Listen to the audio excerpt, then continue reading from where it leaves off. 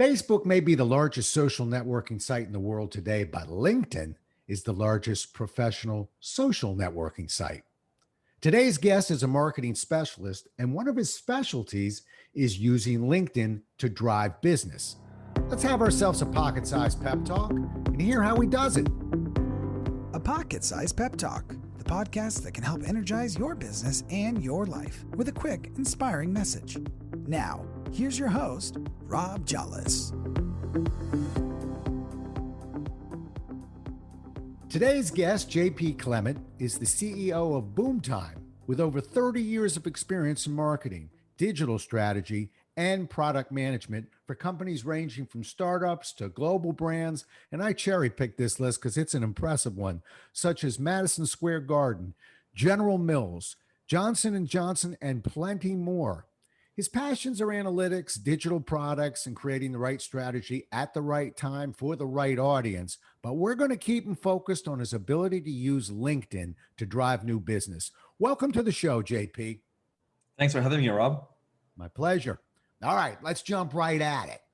Now, I get this question a lot, and it relates to those who are looking for a new job. So what you're going to find in this podcast is me straddling. I do a lot of work with job seekers, and I do a lot of work with just straight out businesses. So you'll see me kind of on both sides. I want to go job seekers right out of the gate. They get a lot of questions relating to changing their direction. So you might have somebody, let's say, who is in sales, and now the person wants to go into project management, let's say. So the question is, what do they do? What appears on the homepage? How do you show a transition you haven't even made yet? Well, no, that's a good question. LinkedIn has become this incredible tool for businesses, and as you're mentioning, for people looking for jobs, and also probably for a lot of people trying to learn something. So in terms of, the good thing about your LinkedIn profile is that you have this big about section. So you have like your name, you have a kind of a quick description of what you do, which is highly important in terms of searches for LinkedIn. So also an area where you want to make sure your keywords and the key things that you want to say about yourself appear there. But then the about section has become probably the most important part of your profile, beyond, of course, your picture and a slew of other little things that you may want to talk about. But the about section is really where you can explain why you're making a transition, where you can talk about yourself, where you can really highlight the really salient point that you want to make for potential employers that really position you the way you want to be positioned. Because after that about section, the rest of your profile is pretty kind of not set in stone, but there is a very strong formatting that LinkedIn wants you to follow, and it's hard to transition to really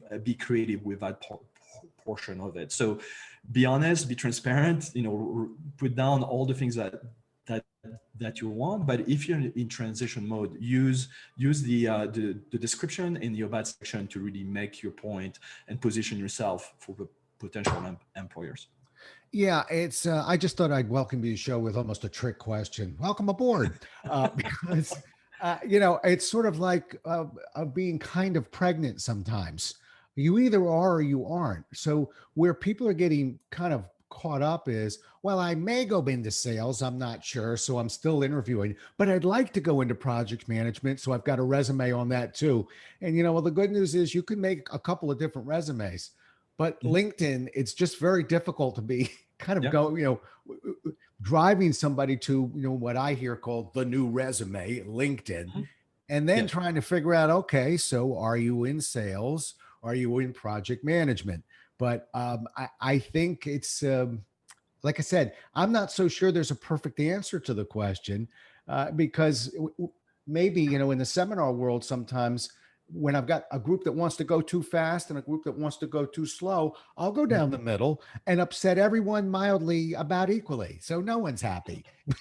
but if I pick a side, I completely lose a side. So actually mildly, slightly unhappy for the whole room is a home run. Hey, welcome to the seminar world. Anyway, so you can see that sometimes there aren't perfect answers, but I like where you're coming with your answer because I think LinkedIn is just full of it's almost mythical in some way. So let's go there. Um, you know, give me one or two common myths with LinkedIn, when it comes to marketing Mhm. ourselves, uh, Yeah. what would be a myth or two that people have that might not be quite so right about LinkedIn and what it can or maybe can't do?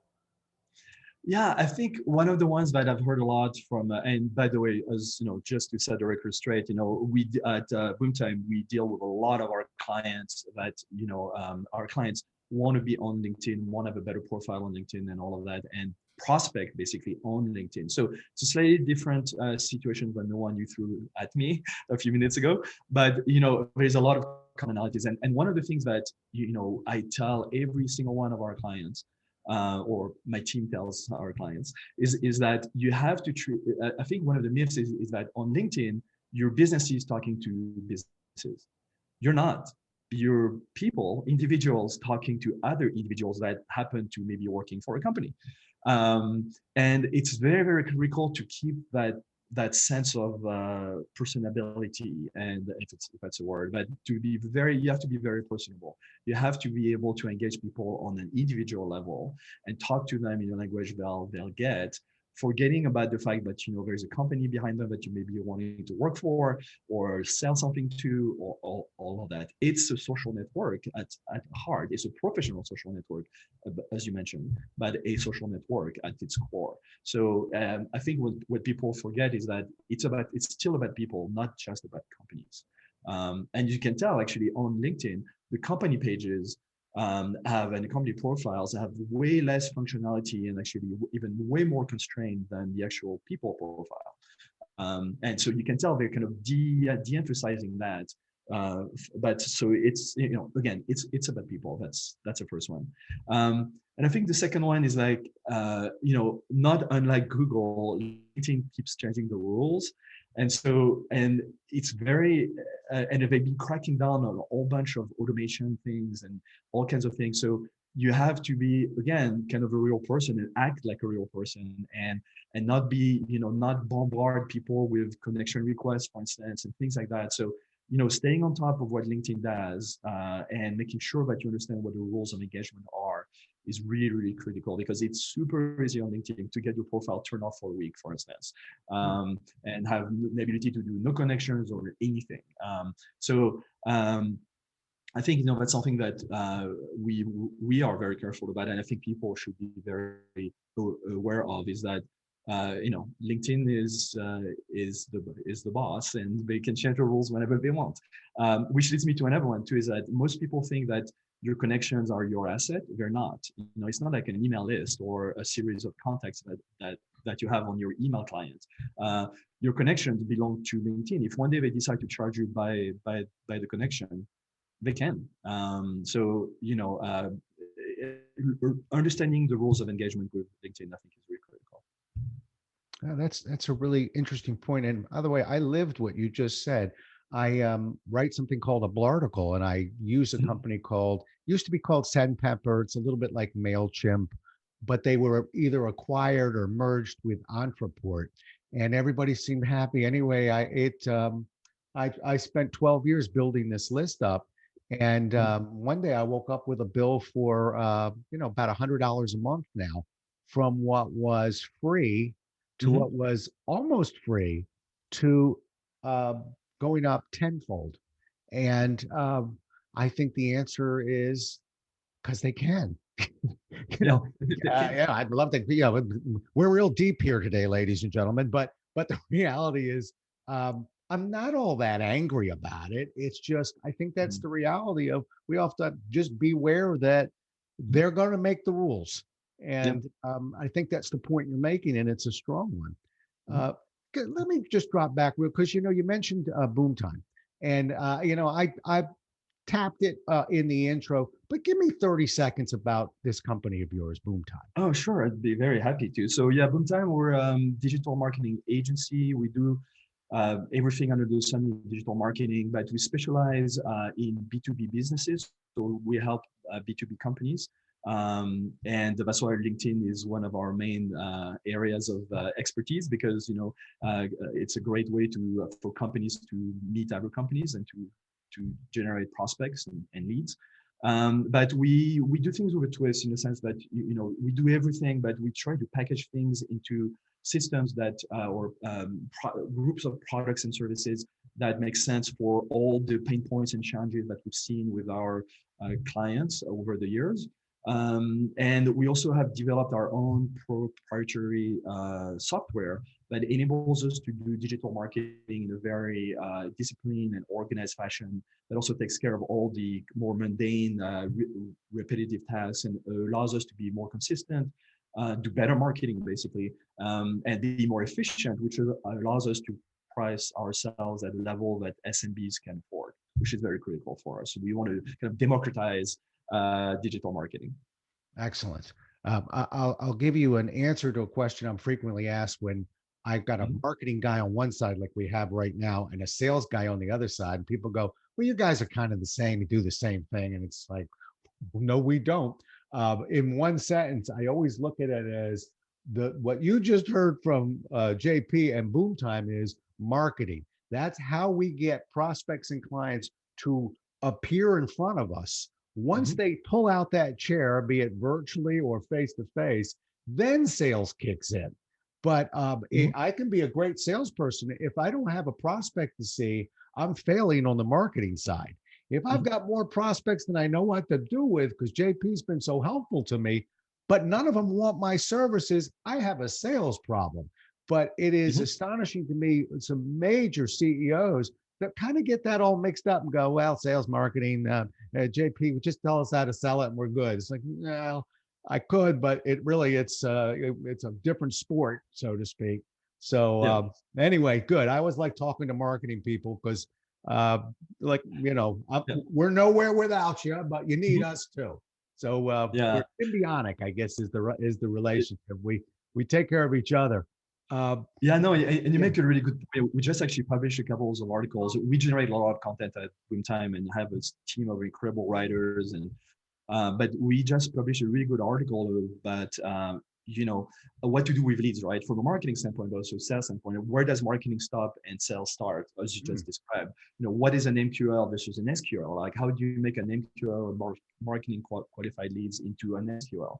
And so that way we can describe to our clients, exactly where our turf ends and where theirs start. And it's been really, really efficient and effective to make sure that everybody knows what they have to do. And at some point, we're going to hand you an MQL. It's your job to turn into an SQL. Right. That sounds interesting. By the way, I'd love to take a look at that. We can post that if you'd like. And everybody can go to boomtime.com. We have a huge amount of resources, but we're very happy to give away for free. All right. Well, I'll put that in the show notes, but you noticed boomtime.com, I believe I heard. Yeah. Okay. So let's keep rolling. We were talking about job seekers. Now let's go to just business guys like me. And I'm looking at LinkedIn, and it's kind of the same question. If you had one or two suggestions for a entrepreneur, or because if I worked for Xerox for many years, I'm not so sure I'd be, LinkedIn would be, or Xerox would be handling that part for me. But as an entrepreneur, I'm handling that part for me. So smaller business or a business that's leaning on LinkedIn, if you had, again, one or two effective ways, sort of hey, here's my best two marketing tips. What would they be if I were prospecting as an entrepreneur? So I think, I'm going to go back to, your profile is your business card, basically. So think about it. We tend to tell our clients and with ourselves, we think about LinkedIn for businesses as a trade show. It's a virtual trade show, basically. That's why it's been growing so fast and doing so well in the past couple of years, especially with the pandemic, where nobody could go to an actual trade show. And so, but you have to treat it the same way as a networking environment and a trade show. So you have to have a great business card, right, and a right brochure. that brochure, that business card is your profile. So your profile has to be really on brand and really, and you have to think about it as just another brochure, another marketing piece or collateral. You need to be able to get the points that you want to get across about your business or about yourself, in a way that is going to work and to be on brand, to meet the objectives that you set for your business or for yourself. But again, you are also, especially for an entrepreneur, you are the face of your business. And on LinkedIn, your personal profile is way more important, as we talked about briefly, than your company profile. And it's all about you. I mean, when we do LinkedIn campaigns for our clients, it's typically the CEO or the CRO, Chief Revenue Officer, or maybe sometimes the COO. But these people are the face of these small and medium-sized businesses. And it's critical that those profiles are incredibly on brand. And people say, oh, branding in the B2B space doesn't really matter. No, it does. It's exactly the same as in the B2C space. It works in slightly different ways, but it's just as important. So to me, that's kind of one of the key things. And there's a lot of little tips and tools that we've been using, because we've been doing this for years now, and kind of accelerated that process in the past couple of years. But there's a lot of things that you can do to really make your profile on brand. I talked a little bit about the about, but the profile picture is really critical. For instance, it's been documented and researched that color photos work way better than black and white. That you need having kind of a sentence or a phrase in your profile background is really critical. Really helps people identify and understand who you are, and so on. There's a myriad little things like this that come into creating your own brand or your company brand on LinkedIn, and really important stuff. And then the other thing with LinkedIn is that they've set it up really well. Again, a very business, they're trying to make money, but for businesses, getting Sales Navigator, which is feel like it kind of expensive at about $80+ a month, is also like, you can't really do business on LinkedIn and really network well with that Sales Navigator. And they made it so you have to kind of buy it to really be have a leg up on the rest of your competitors. Okay, that makes sense. And while you were talking, it sort of reminded me of something. We sold our house we had lived in for 26 years. About 4 years ago, we sold it. And I remember when we sold it, we had 2 air conditioning units, and this is symbolic of the rest of the house. And I remember the guy saying, "Well, you're going to need to replace this one, and probably that one." And I said, "That one we just replaced." And he said, "Well, how long?" I said, when we realized 11 years ago, we just replaced it. That was the new one. And I remember that because at websites, things like that, you'll do a redesign, and and you really put your heart and soul into it, and then it sort of mentally stands in this place of, well, that's new, and all of a sudden it's forget an air conditioning unit. It's 2 years later, and I speak to businesses, and sometimes they speak to me about the same thing, and they'll say, "We just did that." How long ago? 2.5 years ago. Well, that's a long time ago. So I'm thinking about LinkedIn here, of how many people who are listening right now are thinking, "Oh, I just did a bang up, wonderful redesign a year and a half ago." Well, that's a while now. And so, for me, getting a fresh video up there, getting a couple articles up there, I felt like, wow, I got all my testimonials taken care of. A few years ago, everything begins to fall into that category. So we can't fall asleep on that. I think it's ever changing, and just like tending to a garden almost. You can't. Who was it? You ever heard of Zig Ziglar? Mm-hmm. Okay, Zig Ziglar had one of my favorite tapes of his was called "Prime the Pump." I know some people are laughing right now, but I still have my Prime the Pump. And he just talks about working really hard, sort of like what it takes to prime a pump. But once the water comes out of the pump, you don't just walk away from the pump, because if you do, all your hard work slowly dissipates, right? You don't have to work quite as hard, but you have to maintain pressure on that pump. Mhm. And I Yep. think you can take that one if you've heard it before, but I think that really does sort of explain a little bit of in terms of marketing. I would think what you'd be reminding us, which is, yeah, not only getting something together, but maintaining the pressure on the pump. Yeah, and I'm glad you brought that up because it's a great analogy. It's a great reminder of that content that you were talking about. But yeah, I mean, it's especially in the digital space, and LinkedIn is obviously part of the digital space. It's not just LinkedIn; it's everywhere in the digital space.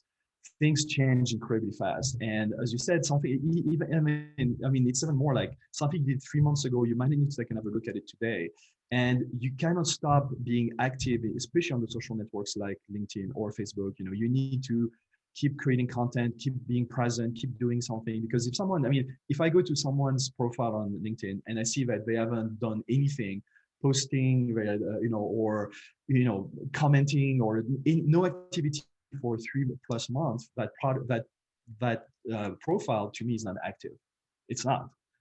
Or it is active, but the people who are taking care of it are not really paying attention, or they don't know what they're doing. So both from a professional standpoint and a business standpoint, I wouldn't be inclined to working with them, right?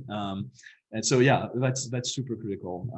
Freshness of content, engagement, interactivity, all of that is something that absolutely needs to happen on LinkedIn. And let me make sure I heard that right. And I've been lucky, I've been super lucky. I did social media marketing before I was even called social media marketing. I've been involved in all the changes in the digital marketing space for 20+ years. And but it keeps, I'm still amazed. I need to keep myself on top of what's going on in digital marketing daily. Literally, I read probably a dozen blogs just to make sure I know exactly what's going on. And make sure that my team knows exactly what's going on too. So. Yeah, I'm actually. It's funny you said blogs. I'm the same way. I refer to myself as a little bit OCD-ish. I'm not exactly. I got to be on the scale somewhere, but I like to think I'm under control. Frequently, it helps me professionally. For instance, when you say blogs, I write a blog article every 2 weeks. Comes out every other Friday. At the same time, no matter what. For 12 years now. But when I go to a site and it says blog, I immediately go there, and it's almost a hobby of mine. I go, all right, you want to put a flag out and say that you're dripping content, which we all appreciate. Let's see how you're up to this. And I'm not kidding you. I would say 19 out of 20, not 9 out of 10. I would say 95% of the time, it's really, there's a couple, and then there's a gap, and then the gap widens, and then it's been a year since we put anything on there. And you're the marketing guy. I got to tell you, for me, I'm thinking, well, I don't know that much about you, but I know that you're either lazy or forgetful. But I'm not sure why this is up there. Not everyone has to have a blog, by the way, but don't have one and not have one. Yeah, exactly. Yeah, it's worse to have one that sits there and nothing happens, than not to have any. To have nothing. It's definitely worse. And we tell that to our clients. That's why we generate so much content for our clients, because we want them to be front and center. We want their potential customers to be aware of them, but also we want them to come across as thought leaders and experts in their industries. So we write or we produce videos or podcasts. We do that for our clients continuously, and we do it for ourselves too, because we do for ourselves what we do for our clients. I'm a client to one of my teams and they treat me like a client. So and we work with that. So yeah, freshness of content. Quality of content is super critical. Okay, and I don't want to lose that, so I'm going to say that again. He just said freshness of content and quality of content are very important, because people ask me in terms of seminars, how do you? I mean, just big questions. I always my motto was always, you're as good as your last delivery. I don't care how many years you got. If an audience, pays money or comes in, sits down and watches what you do, and it isn't good, you can forget the other 20 years. That's what they're leaving with. So it's not good enough to usually have good quality, because you're as good as that last, I would think, touch point on that site. So let's stay there for a second, because it is one of my most important questions. I think I am, I do certain things real well, and I'm speaking for the public now. I'm a good guy. But I never get the kind of traffic that others will get on a LinkedIn. And I've got plenty of followers and things like that. So to me, that's always been a mystery of, I'll see people with a very small footprint online post something and get hundreds of comments. And then other people, including me, sometimes I do okay, but sometimes I'll post something and get nothing, three. I almost want to take it down. I'm embarrassed. I have no friends. So I'm the kid on the playground. Nobody wants to play with me today. I'm sitting alone. They didn't pick me for kickball. So we got a nice, landing site, a nice homepage on that LinkedIn site. We've created a following. We're well past our 500 plus. Let's put us in the 2000. Okay, I know we can go up to 30 or whatever it is, but we've got a decent following. We're doing all these different things. Is there a formula or a frequency? Are we back to priming the pump? How do we get that kind of action that you start seeing some of these companies getting? Yeah. So I think what you're hinting at here is something that I think is critical in digital marketing in general, but also specifically on LinkedIn, is consistency. So if you post once every month, and then you post, 1 month you post 3 times, and then the next month you don't post at all, right? And then you go back to once a month. That lack of consistency is critical, and LinkedIn actually will kind of uses that as one of their criteria in how they distribute content. So you have to have a steady stream of content. It doesn't have to be articles necessarily. It could be a quote. It could be but anything that you bring to the party. It has to be very, very consistent. So for instance, for ourselves on LinkedIn for a long time, under my profile, we do one podcast or guest podcast that we push on LinkedIn a week, and then the next week we do an article. The following we'll do a podcast and an article, and we have a whole content calendar laid out for the next 6 months. I know exactly what's going to go on, when it's going to go on, and it drops almost within one day. And we do one piece of content a week, which I think for LinkedIn is probably enough. And that's really critical. That consistency and kind of training LinkedIn and training your audience to expect something is going to drop right once a week, or you can do it actually on LinkedIn. I think once a week is probably a good frequency, but twice a week would be fine too. But once you start getting below once a week, like so once every 2 weeks, once every 3 weeks, I think it's not enough. And it's important that it's it's kind of it's a chore to write a blog post every 2 weeks, right? And to do all these things, but it's absolutely necessary. The other thing that it's a tip for people out there is that there are great tools out there, most of them free, some of them not. But we're doing keyword searches to see what topics are trending. So use SEMrush, Moz, or those types of companies to do that, because they actually spend a lot of time looking and doing some analysis and research on what keywords are trending, and using these keywords to write a piece of content, for instance, or do a podcast about something that is trending, that people are looking for. It's not necessarily trending, but that people are interested in, and that shows really high search volume, is also critical, because that's the only way that you're going to get to your audience what they're looking for. For instance, we have a client who had not a very big and in a very kind of niche market in legal tech, but we started working with them. We really boosted the CEO's LinkedIn profile, and then we started writing articles from him. And even it was at less than 1,000 kind of LinkedIn connections. We dropped an article for him, like it was over a year ago, and he got 600 comments on the article out of 1,000 people. So 60% of his audience engaged, because we did our research. We knew what they wanted to hear about. We just wrote the article under his name, and bingo. And he's been referencing that to some of his clients, some of his VARs, value-added resellers, who are now coming to us to be, their agency, and do the kind of the same magic work for him. That works well. So doing basically SEO work or groundwork research to figure out what you should be talking about and talking about it on a consistent basis is really important.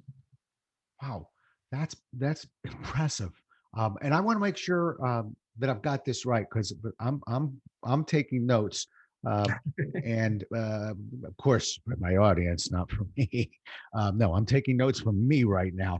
So once a week, you think once a week? I could get away. A guy like me, I'm 28 years in business. I get away with once a week on a quote or an article, and I'm going to pat you on the back for two things. Yeah.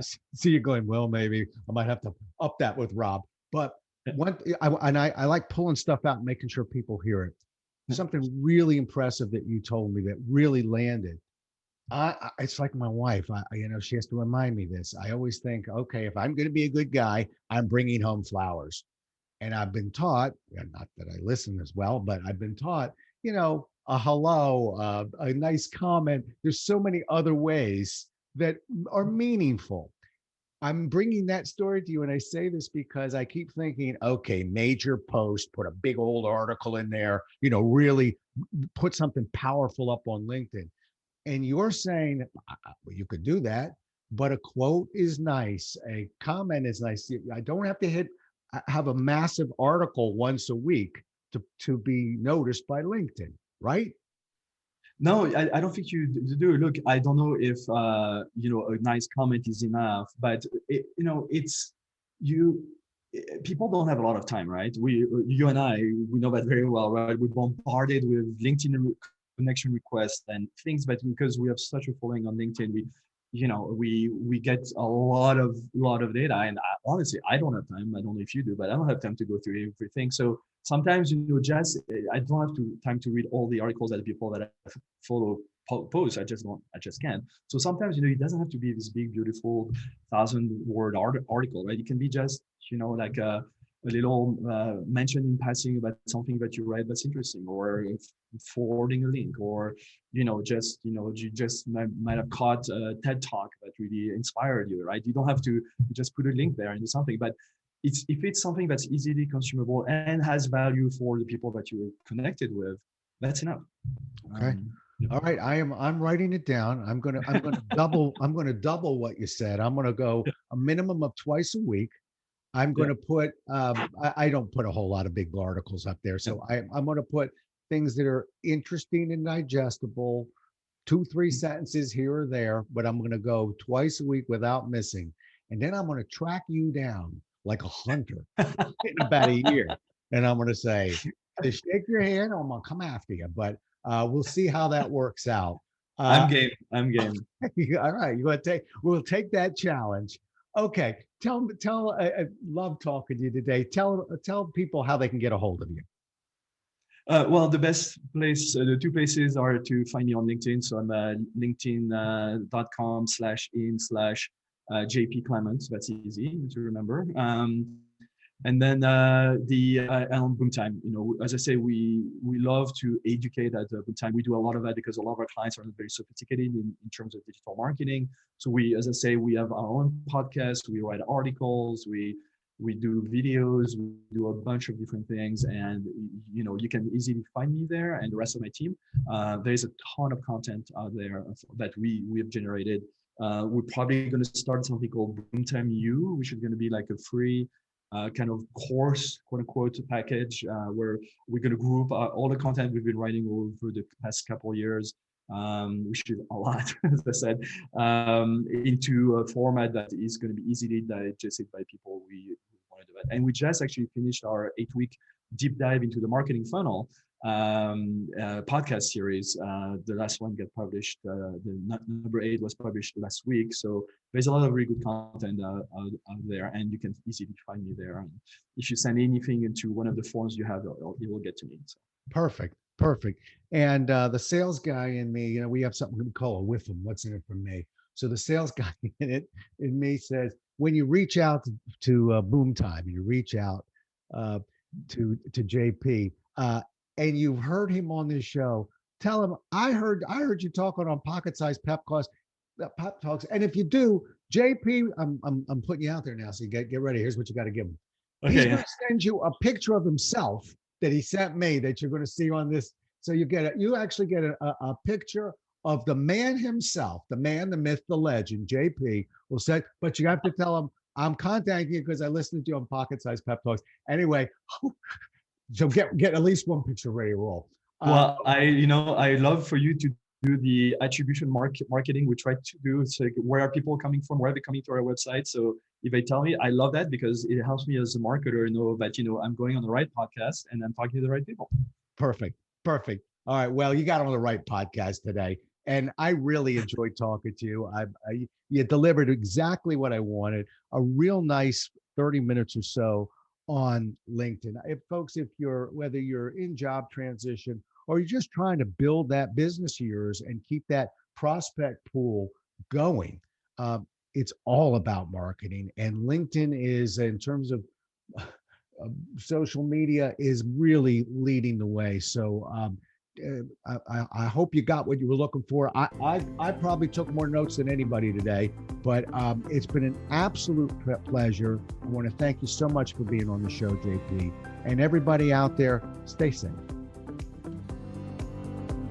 Thanks so much for listening. If you enjoyed today's show, please rate and recommend it on iTunes, Outcast, or wherever you get your podcasts. You can also get more information on this show and Rob at jollis.com.